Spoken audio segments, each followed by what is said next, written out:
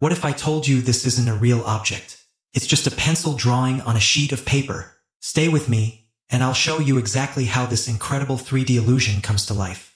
We start with a simple block letter. The secret is keeping every line clean and perfectly straight.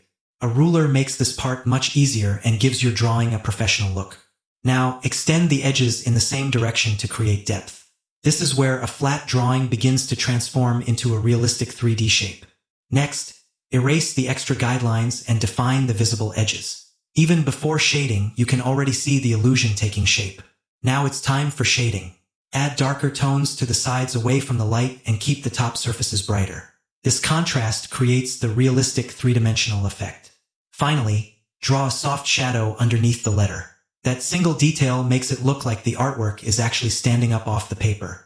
If you enjoyed this amazing 3D drawing tutorial, don't forget to like, subscribe, and turn on notifications. Comment below with the next word or letter you'd like me to draw, and I'll see you in the next video.